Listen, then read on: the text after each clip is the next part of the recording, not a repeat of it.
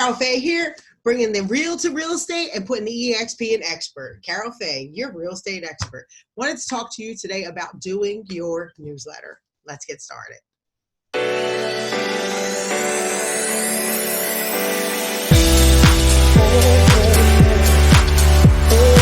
I found it frustrating when I first started. Everybody said, oh, you have to do a newsletter. Nobody really talked about how. So I wanted to show you how. It's not a hard process, I promise. So the first thing is, I personally prefer to use Flash Issue, okay? Flash Issue, as you can see right here, flashissue.com. I will make sure the link is in the bio below. Flash Issue is a Google plugin that you can get through Chrome. And I absolutely love it. It's super, super affordable. If you do the $119, it is for 2 years, which breaks down to about $5 per month. And you can send up to 10,000 emails. It is super easy to put a newsletter together. This morning, I'm actually putting a newsletter together for one of my teammates, Ronnie. And so we're going to go through this together. So when you first open it, okay, it just kind of has nothing here. So the first thing you want to do is just start putting in the things that you need. So let's start with putting in his top banner. It's super easy. I mean, literally, it's super easy. Boom, top banner's in. So now down here, you have kind of like a build-a-block, okay? So these are the things that you can put into the newsletter depending on how you want it formatted and what information you want to provide your clients. I personally prefer a sidebar, so I always click sidebar, and I always remove this one because I don't use it. So the first thing I always do on my newsletter is I have staples in my newsletter. I recommend everybody do this. It is information that is in your newsletter every single month or every single week, depending when you send your newsletter, that your clients can access. I will show you mine, but right now I just want to drop in here a quick image. We have a links, useful links. Now it drops it here in the middle. It's super easy. You click the down arrow and it puts it back where it's supposed to be. Okay, just move this down here.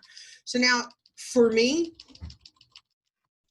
what I have in links is broken into two sections. It's broken into buyer links and it's broken into seller links.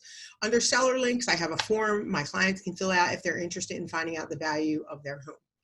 I also have in there a listing video that I have prepared for my seller clients that they can watch, and it reviews my personal action plan that I take for getting their property sold. So that's really all I have under seller links. I actually have had a few things come up that I'm probably going to add there, but I don't know what you're going to want to put in your links section. But I do recommend having staple links that your clients know they get used to seeing there, and then they know when they want that information, they can go right into your newsletter and find it, okay? So you click save and that's done. Now that's there. That's the sidebar. Over here, you start putting in articles, you know, article. And go down and stuff. One of the things that I have found super helpful is keeping current matters.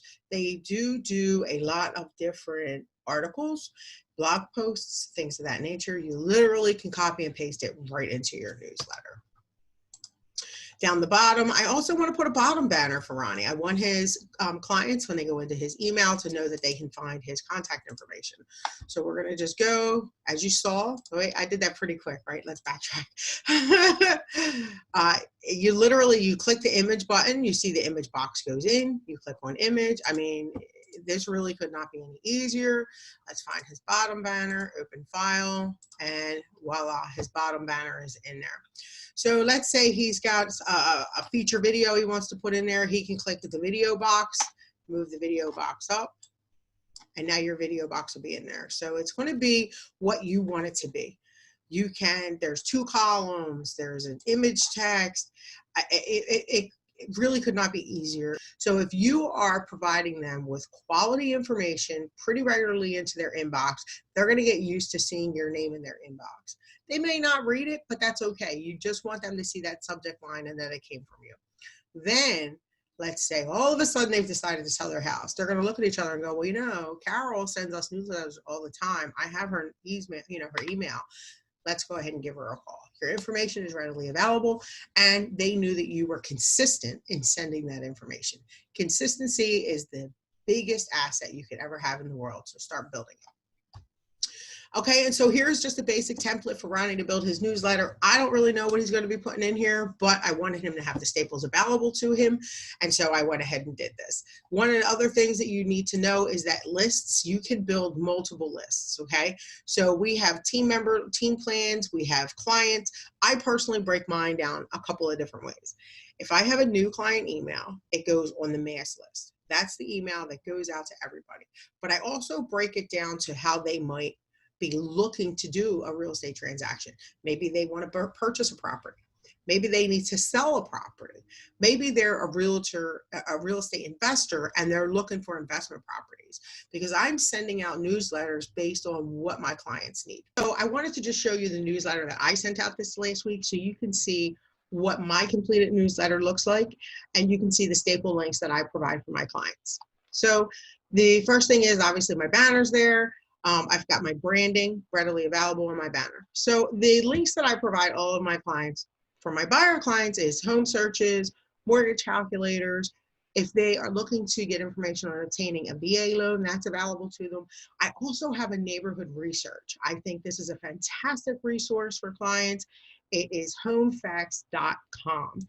It really will allow them to put a neighborhood into there, and that will pull up statistics from that neighborhood in terms of crime. So it will rate that neighborhood either A, B, C, D, or E, and it will tell you why. So I think that's a fantastic resource for them. Also, for selling a home, as I mentioned earlier, they can get their home value, or they can see my action plan. I provide some customer or some client testimonials for people. These are videos I've done with previous clients, so they can see, you know, that I've worked with other people and how they felt about my services. Currently, I do have a staple COVID update for here in Delaware. It takes them right to Delaware's website, and it lets them know that they can watch whatever's going on. One of the things you want to provide as a resource is local information. You want to be, you know, don't act like things aren't going on. Provide that information to your clients.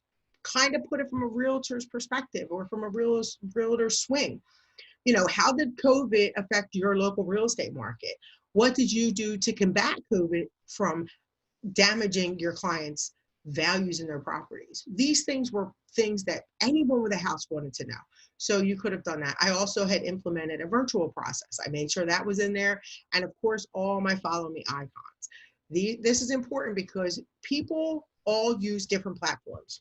So I'm on TikTok, YouTube, Facebook, Instagram, LinkedIn, and I also provide the link to my Zillow so that they can see local reviews from other clients I've worked with and who I am, my current listings, my past sales. As you know, it's all on Zillow. Now, this is an article, okay, that I got out of Keeping Current Matters. It's $25 a month that I spend for Keeping Current Matters. I use it on all my social media platforms. It has been a valuable resource for me. I don't know if it'll work for you, but for me, it definitely does. I literally go in there and copy and paste the article. It moves pictures and everything. It's amazing. Put that all in there, and then boom, my bottom banner's there. And of course, the necessary unsubscribe button for anybody who needs it. So that's what my newsletter looks like. I just wanted you to see that. I hope this helps you. I know when we first get into real estate, everybody says, these are the things you should do, but nobody really talks you through doing them. So I wanted to share this with you in hopes of making your first steps in the real estate world a little easier, to helping you find the things and the tools that you're going to need. I wish you luck in your career. Have a great day.